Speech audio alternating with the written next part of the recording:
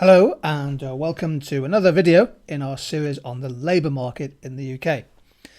In this session we're going to spend a few minutes focusing on trade unions. A trade union is an organised group of employees or workers who act together to represent and protect the rights of workers, usually through collective bargaining. So trade unions are active in the labour market and they use their collective bargaining with employers to protect their members. In the UK, most trade unions belong to the TUC, the Trades Union Congress, and in 2013 there were just over 7 million people who were registered as members of a trade union. It's important when studying unions to be aware that they have a multiple number of functions, key roles for them.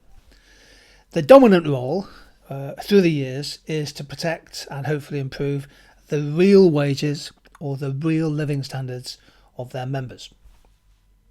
A key aim is also, however, to protect employees against allegations of unfair dismissal.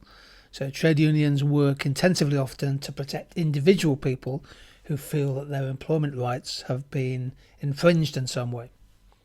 More generally, unions can be working collectively to promote better working conditions, improved work-life balance, and they'll take an interest and intervene in related health and safety issues at the workplace.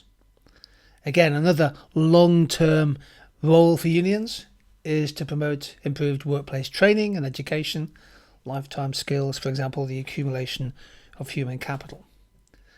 And as we've seen in the news in recent times, with companies such as BHS, the unions have a role in trying to protect the pension rights of union members, particularly when businesses are in financial difficulty.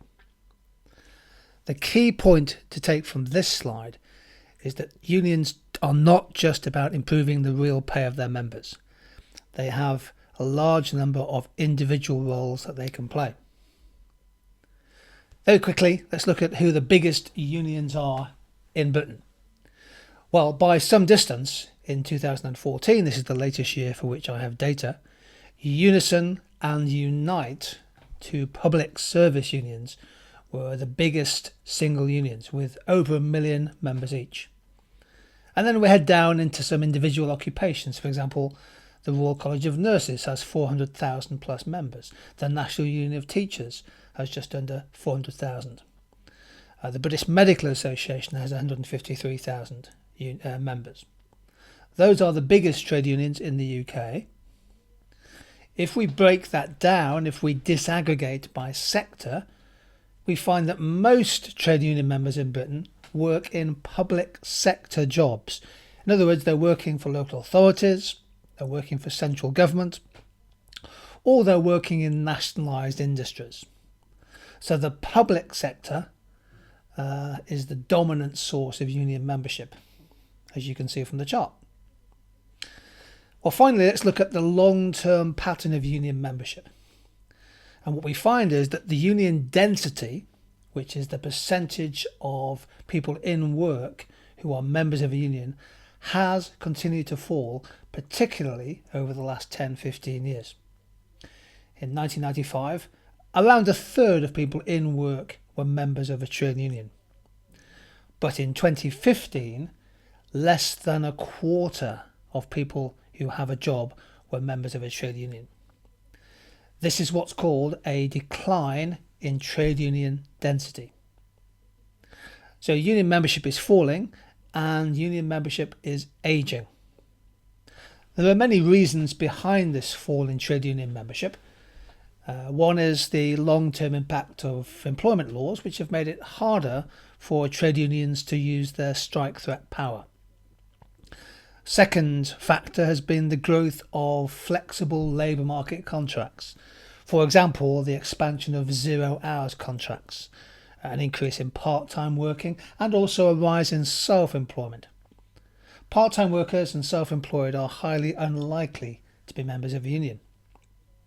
There's also been a long-term fall in the size of the manufacturing sector in the UK, and these typically tended to be industries where unions were quite strong. for example in heavy engineering, in steel making for example. There are now more jobs in services, and unionisation in the service sector is much lower than in manufacturing. And one could possibly make a case for saying that unions have declined in the long run because of the impact of globalisation. Many multinational corporations don't necessarily recognise unions or allow them to function. So union membership in the UK has declined significantly.